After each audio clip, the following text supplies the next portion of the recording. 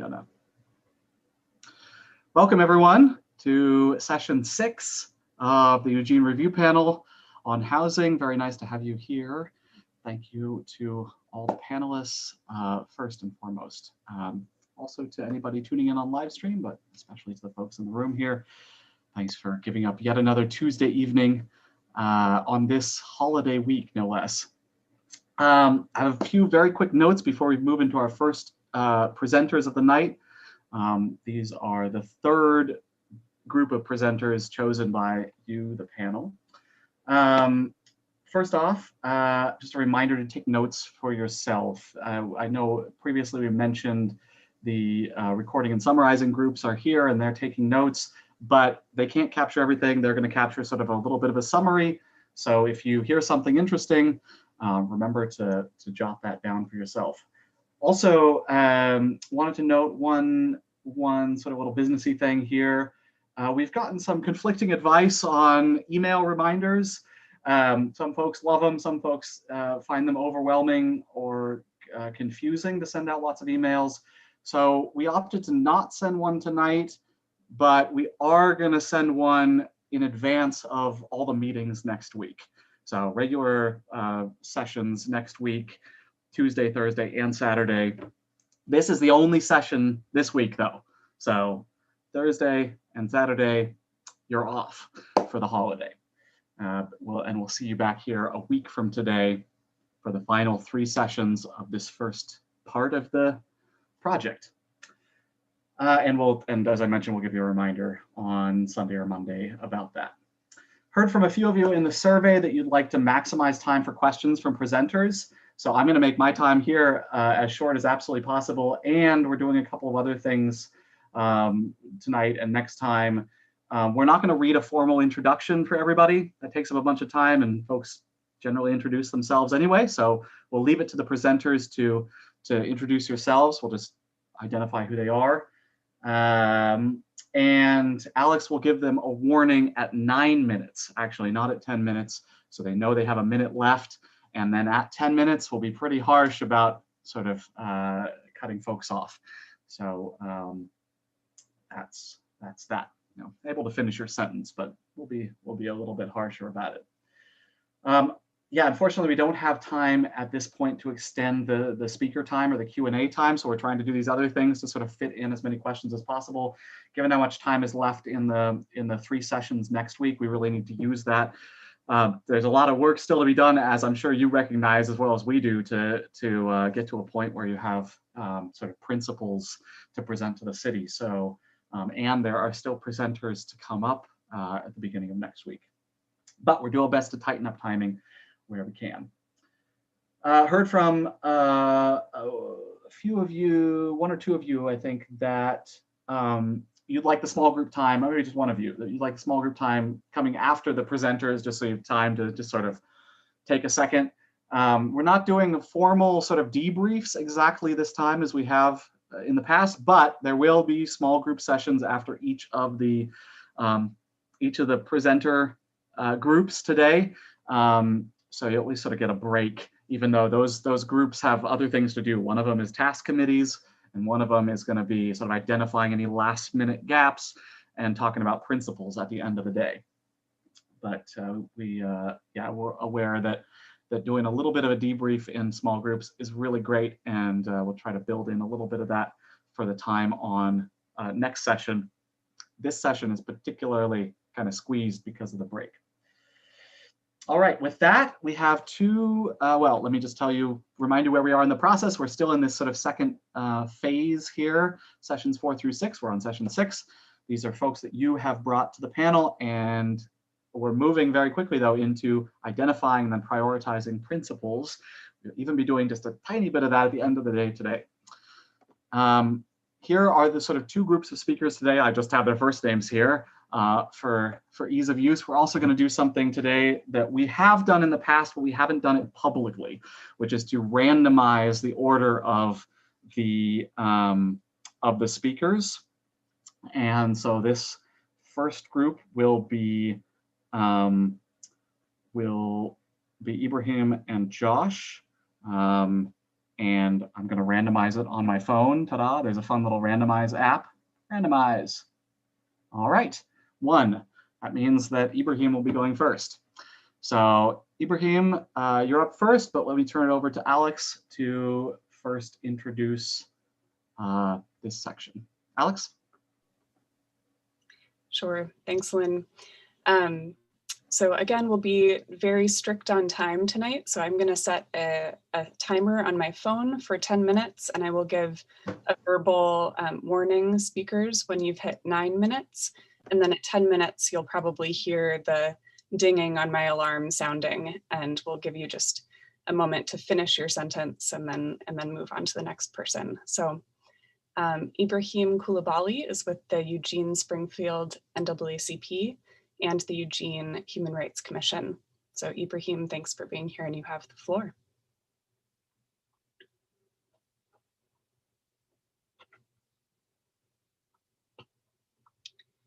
Oh, are you with us? I was muted, sorry. Okay, no problem.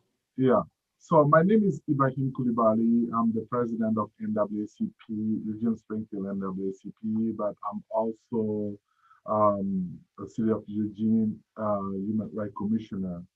I live here in Eugene. Can you hear me? Okay. Can't hear you. For about 10 years, and I'm a homeowner, but I was renting before. The timing is great because last week the NAACP has decided to start our housing committee, which is a big deal because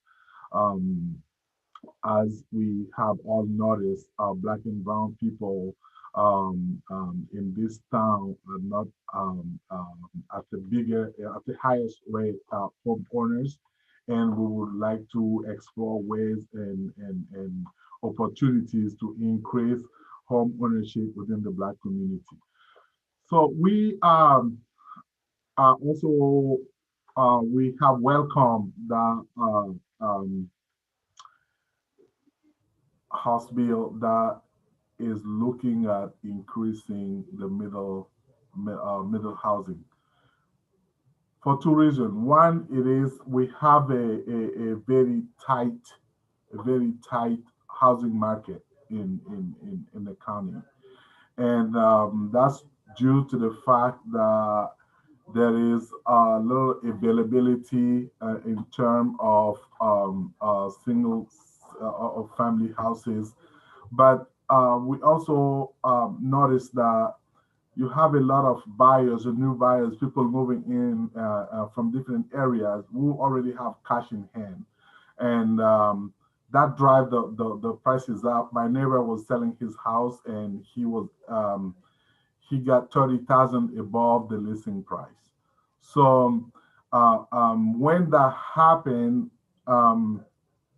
we have to start looking at ways of increasing the single family houses for the people living in the community, especially when it comes to competing with out of town, out of state potential customers. So we have started this committee, and we are training people in housing, language literacy, but also on helping people to increase to work on their credit to be able to qualify. But we also realize that income is part of the problem, is why a lot of people don't qualify for mortgage or housing loans. And at our last discussion, one of the issues that came to the table was what could be the aftermath of a measure like this, meaning that if this we change the code is changed, and people can have duplexes and triplexes on their property, we are concerned about the developers preying into single family houses to just buy the lot and build more duplexes and triplexes, and with the intent to just rent it instead of selling it. So that may, in the long term, decrease the home ownership, even though we may see an increase on units available for renting. And that was one of the issues raised by a community member. The second issue raised by a community member is um, how would people access resources to be able to build those units? Because one thing is to be able to have the possibility to build a second unit, but the other problem is to get the funding for it, where you get the funding. And knowing that historically our community have been financially discriminated again, income-wise, job-wise, education-wise, how the city or the county or the state would help the Black community to be able to access loans to get to build a second unit for a family member, or for a family to come together to buy a unit. Then they can develop more. They can have a second unit for a second house for everybody. So those are the things that we are concerned about, and we talk about we're planning around. And as a human right, as you all know, the Article 25 of the International Human Rights actually make housing a human right. And before even that, there is no right, there is no way of living without a type of habitat, a type of place to live. And if we look at how the middle class was able to push away the low income citizens through the building and coding and the zoning,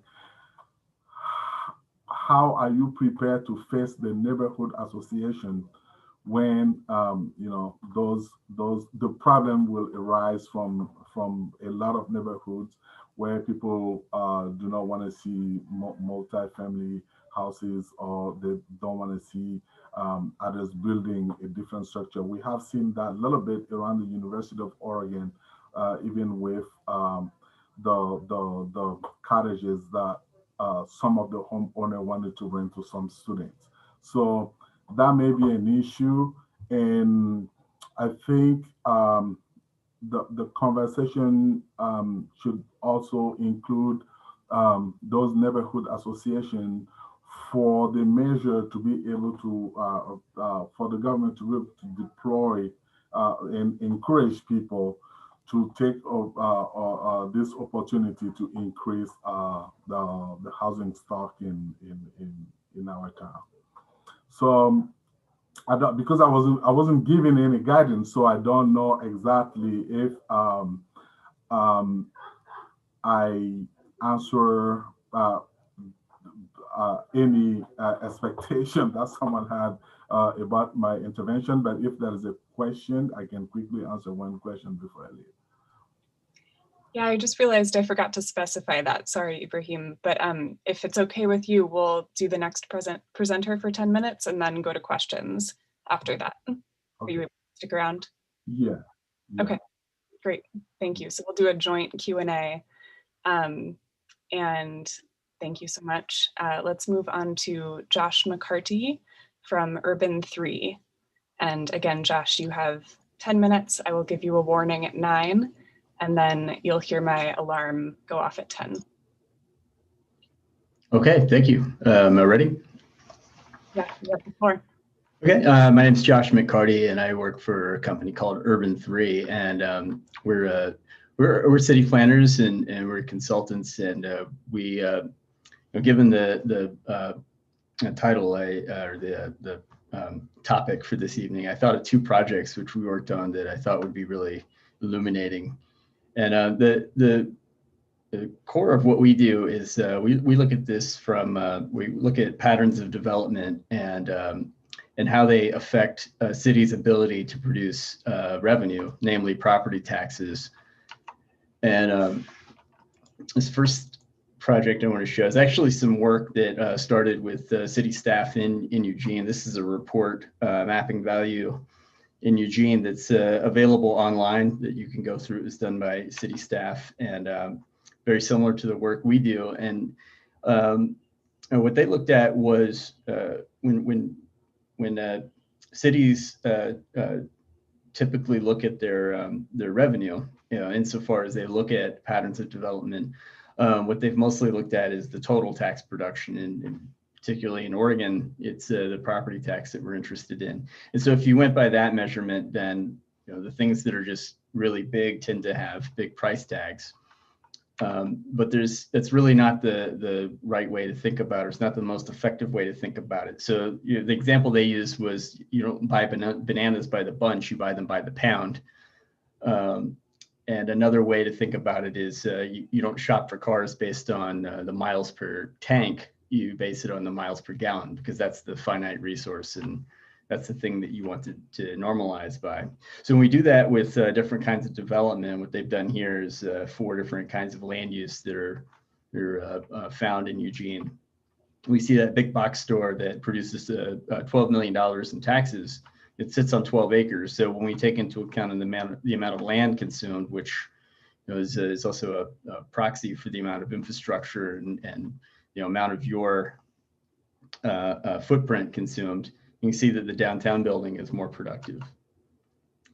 So there you go, and got a link in here, the presentation, where you can find it. So yeah, so if you took that same site, that same 12 acres that the big box sat on, and you filled it with these other uses, you see the one big box produces 11 million. But if you filled it with the buildings you'd find in your downtown on average, you'd have $80 million. And that starts to become important when we really take into account all of the infrastructure you have to pay for, which I'll come back to.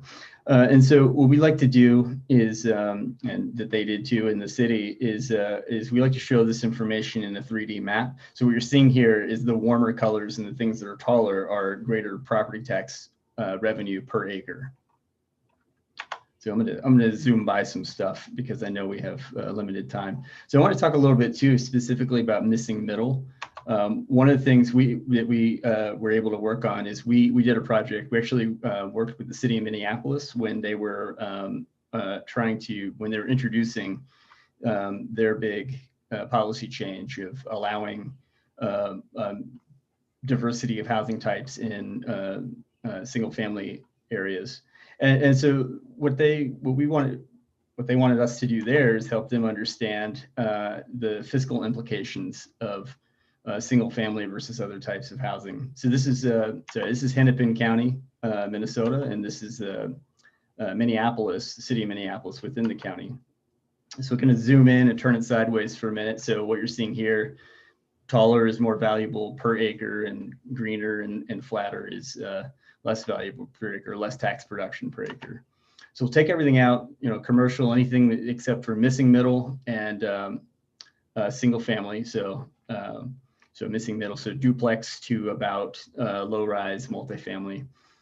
And if we strip out just the single family, we start to see that the missing middle is more productive. You can just see it qualitatively here. And I'll make it a little easier by highlighting it. You see this kind of on average, the blue stuff is a little bit more productive. And it's largely a product of density. That more stuff producing tax value on the same amount of land is more productive. And so this is kind of fun. This is one iconic missing middle graphic that came from Opticos, and what we did is we just went ahead and threw some values on that, and you really this is consistent with what we've seen all around the country with value and tax production increasing with intensity of use. And I think one of the other things it's interesting to point out for Minneapolis, reasons that they wanted to do this is because they have a limited supply. Half of the missing middle that they have was built before 1930, and so they want to. If you look at the older neighborhoods in the city, you can see it's just peppered in there, and it's just part of the fabric of their neighborhoods. The other thing that's kind of unavoidable to take into account when we're looking at this financially is the effect of redlining, which I think is a good segue from I'm sorry, I don't remember your last name, Abraham, but pointing out that there's some there's also can be an opportunity to do some wealth building and address some of those some of the way that the red line neighborhoods and neighborhoods of low wealth have been excluded from the financial system that other parts of the city have been able to engage in. Just taking some concrete examples, this is what these spikes are built on, because I know it's a little abstract. We can see the single family average in Minneapolis is about $1.7 million per acre. So you can imagine it's like, I think probably about 7 or 8 units per acre is, I think, their average. But these types of missing middle, we're finding it, easily double that in terms of tax revenue per acre. And the way to keep that in mind is you imagine the same frontage of road, but with more revenue to pay for it. It's just some more examples. And the reason I bring that up is the other big project that we did in Eugene is we looked at the cost side of that equation. So we looked at the revenue, and that's what you're seeing in these models. This one behind me, that's Auckland, is the green is the revenue, property tax revenue. But we also want to pay attention to the costs. And so we've done a few of these. This is the model for Eugene. And you can see that as a whole, Eugene can afford probably about 70% of its road network. So the relationship's a lot clearer in a place like Eugene because it's so reliant on property tax, or in your case, some bond debt that is then paid by the property tax.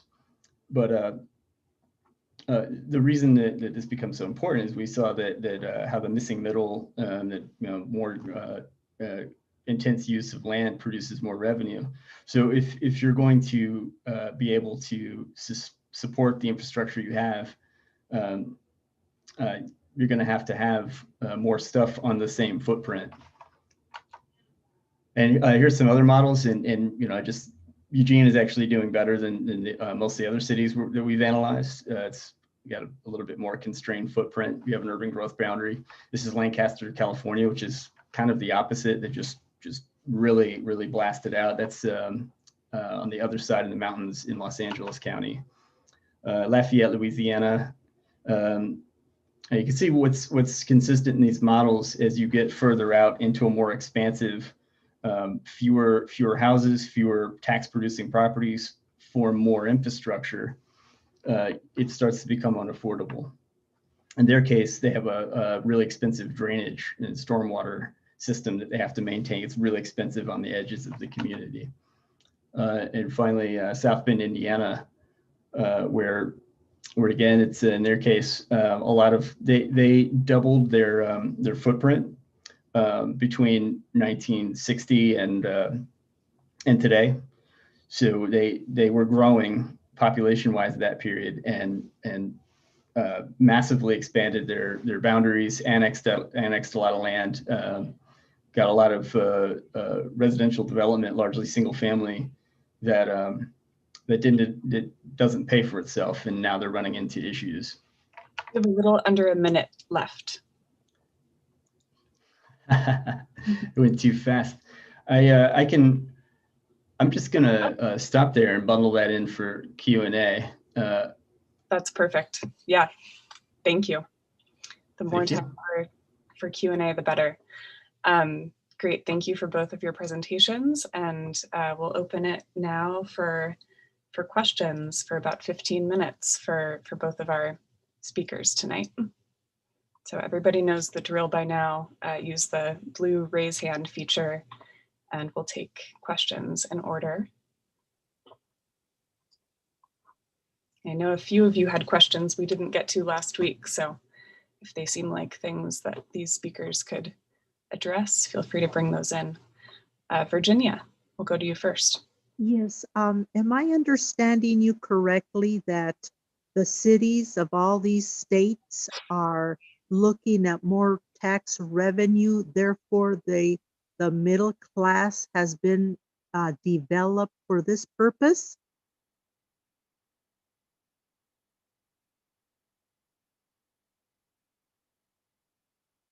I'm muted. There's a few things. Well, I assume that's a question for me, and there's a few things I'm not quite sure I connected on, but I did go really fast. So I'll try to explain it concisely, which is what we do is we'll get the parcel data from a city and primarily work with property tax, though depending on how a city pays for itself, we'll look at sales tax or in Eugene, we also looked at the impact fees. And we'll map those out and then model them on a per acre basis. So the underlying economic conditions, in terms of class, of who's wealthy or who's not, it's kind of hard to see. I mean, there's some patterns that are really strong. Redlining is a really predictive one, but a lot of what's in there is just commercial. So it's hard to exactly put a class on that, but. Yeah, what we're interested in our work is we want what we do to tie directly to the budget to be able to explain where does the city get its money from and where is it costing money. Was that helpful, or was there another? Did I connect that right? No, you did okay. Thank you. I'll probably have a different question later on. Thank you. Okay. Great. And I saw that Linda had her physical hand raised, and then we have Robert. Linda, did you have a question? Yes, I can't find the blue thing to raise your hand. My only question is, will Josh's slide be available in the resources? Is that possible? Yes, absolutely. I'll be as soon as possible after this. Okay, thank you. Yep. Thanks, Lynn. Alrighty, let's go to Robert. Hi, Joshua. My name's Robert. My question goes to more a point of in your research, have you encountered a point of saturation where the density begins to reflect diminishing returns, where it becomes a negative more than a positive in, say, areas of economics, social growth, parking, for example? So just interested in your thoughts about that. Yeah, it's a good question, and my short answer is actually no, not in a conventional sense. That I mean, for one thing, American cities tend to be so low density, so incredibly low density that the changes that we're typically talking about are really pretty small, and past a certain point. That's the great thing about the vertical dimension is there's plenty of room to go up. But it's also, I think, I don't want to come across as though I'm advocating that we have to drop high-rise towers everywhere. Design matters and good planning matters, and these are all things that you mentioned, like parking. These are all things that have to be paid attention to, and any big change without planning for it can have consequences. But in terms of what we're mostly interested in, which is the ability to pay bills, the big spatial cost is infrastructure, and the more stuff you have paying for it, and the more people per mile of road, the easier it is to pay for. Thank you. Great, let's go to Rosita next. Oh, you're on mute, Rosita.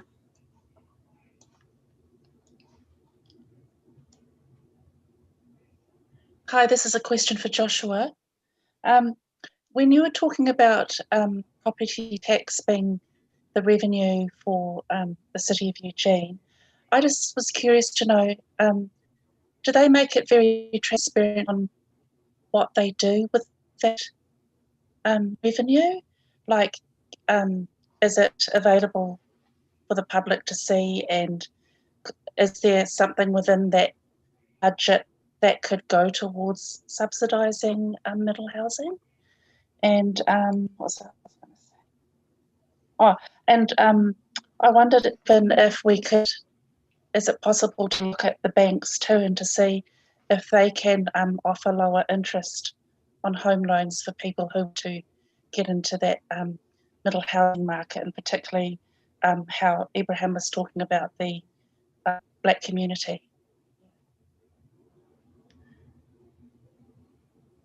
Yeah, well, I'll take the first part of that and then maybe let Abraham finish, because I'm not really an expert on that second part. But yes, the Eugene is very transparent about the property tax, and fortunately, the bigger issue I've run into in my work is more how clearly the information is disseminated, and they do a really good job of that.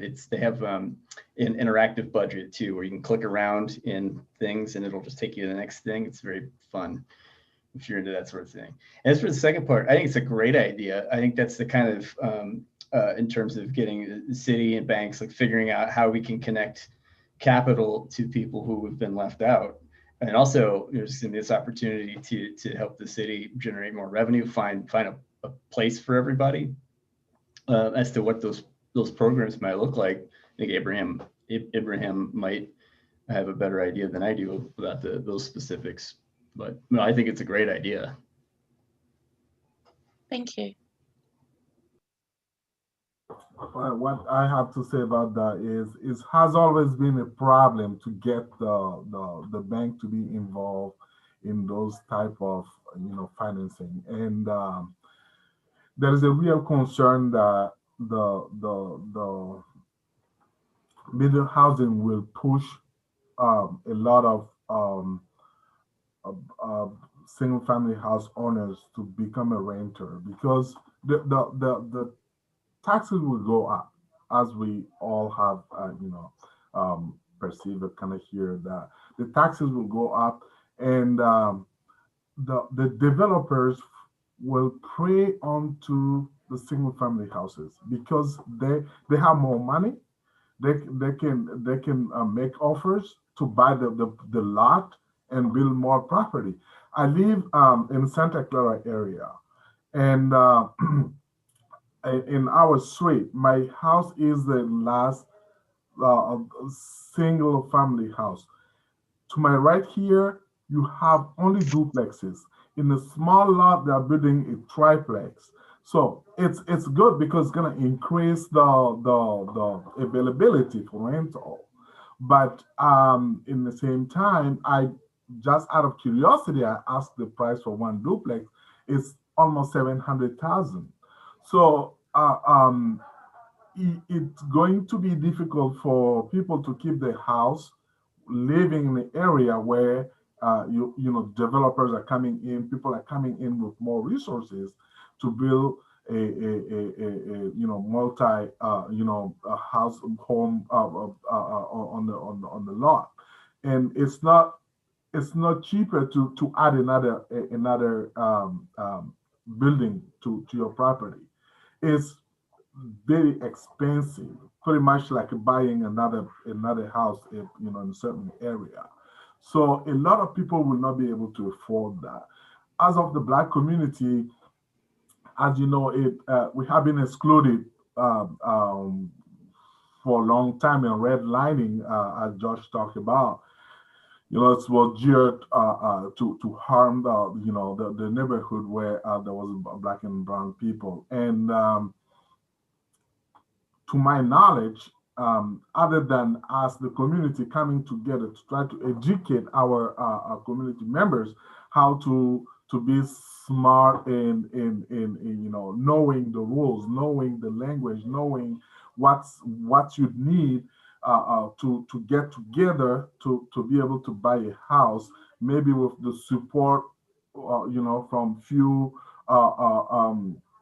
organization in town that may help with down payment, and maybe the city can come up with a project like that. The CDBG had a program for down payment assistance, but the CDBG wasn't able to catch up with the market because if a government grant or government loan, it takes a lot of paperwork, goes here and there, and as soon as the house come on the market, 2 days after that is gone, sometimes the same day. So before they even process or they even get approved, the house is gone.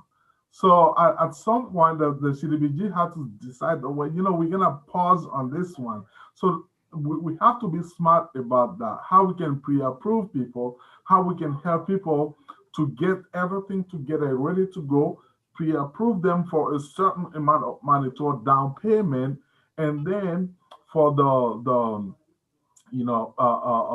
income, verification and stuff like that to be the only process they have to go through when they want to buy a house, so they can get in there, do that, all of that work up front. Other than that, I don't see how it's gonna happen. A lot of people will lose their houses because the property tax will definitely go up. The property tax will definitely go up, and they cannot afford to build another property. Thank you. All right, let's go to Troy. Hey, y'all. I got a question for Josh real quick. In your presentation, you mentioned something about how in Eugene, specifically, the property tax is used to pay off bonds or something of the sort. What is that setup? What is that situation? Is that commonplace? Yeah, it is. So what we're finding, and the work we do, we partner a lot, or we're friends with the organization, a nonprofit called Strong Towns, and this is a big part of their message, which is the building pattern that American cities have been engaged in since World War II is not financially sustainable, and we're finding that over and over in cities where we work. That the problem is it's hard to see because you build a road and you can kind of forget about it for 40 or 50 years, but then suddenly it wants your attention. And the problem is we built a lot of this stuff, and you saw those numbers, the amount of roads that are financially sustainable in different cities, and 40%, 50%, Eugene at 70%. So that 70, so Eugene is, I would say, more sophisticated than most cities in America, and good for you. I mean, you're doing something like this, that's a good sign. What that bond comes in is when that 50 years came and that time came due to fix the roads, Eugene fortunately was in a position that it didn't have a lot of other debt. So you could borrow some money to fix what needed to be fixed. And the way it stands now, when that runs out in, I don't know how long, when the way you're doing it, when that's done, you're probably going to have to do it again. So that's going to become business as usual. And so one of the things that we were working with the city on is to figure out, well, you probably don't want that to be business as usual. You want to be able to, if you need to borrow, do it either because you have to, because something came up, or because you want to do something really cool, like the policy you just suggested. So that's what that is. That's a simplified version of it, I'd say, but it's that's about the story of it. Great. Okay, thank you. We have one more hand from Cyrus here, and if we can get this question done in a minute, that would be terrific. Yeah, hopefully it's quick. My question was also for Joshua, sorry. But you said something about keeping the urban growth boundary was helpful for Eugene. Could you elaborate on that a bit? Sure. I'd say, yeah. In a lot of the communities where we've looked, both in the ones I've shown you, and other ones where we've worked, a lot of times what we're doing is mapping out the result of the last 50 years of decisions, and having that container kept you from continuing to just grow out and expand the amount of road that you're responsible, or amount of infrastructure you're responsible for. So, compared to some of the other ones we saw that were 50% sustainable or 40% sustainable, I'd say that along with other policies have helped you prevent some of the more wasteful expansion that could have happened. Thank you so much. Great, thank you to both of our presenters. We'll have 2 more presenters later, but for now, back to Lynn. Alex. We're going to move straight into work sessions for the task committees now. Try to maximize time as much as possible for those groups. It'll still be a relatively short amount of time. We'll be ending this, moderators, right on time at 7:05. The number one thing for task committees, the 2 task committees doing summarizing at the moment, and the one just about very soon to do wordsmithing, those 3 committees, we sort of held this in our back pocket, but we think that it's going to be necessary to do some level of work in those committees outside of the sessions themselves, just because we're at sort of the point in the process where there's certain committees, in particular those 3, that are going to have things to do. And this coming week, it's those 2 summarizing committees. Next week, when things start to be drafted and need some editing, that's going to be when the wordsmithing committee really comes into its own. So this is not a required thing. I want to make that clear, but I want to encourage you, if you're part of one of those committees and just in the coming few minutes here can work out a time to meet with your group members, you will be paid extra for that time, just as the process oversight committee is paid extra to sit on the steering committee for those hours. We're actually a little bit under budget, so that's fantastic, which allows us to do something like this. And you'll be looking in those 3 committees for 90 minutes outside of sessions. Your small group moderators will tell you more about that. And yeah, other committees, for example, if you're in the outreach group or the community liaisons group, your time will especially come in the spring. So look out for the same kind of opportunity, if I can call it that. As always, thank you so much for your dedication to all of this. Not required, but we hope that you would be able to participate with your groups in a little bit of extra work time during this really busy time, kind of at the end of this part of the session here. All right, I think that's what I need to say. Let's head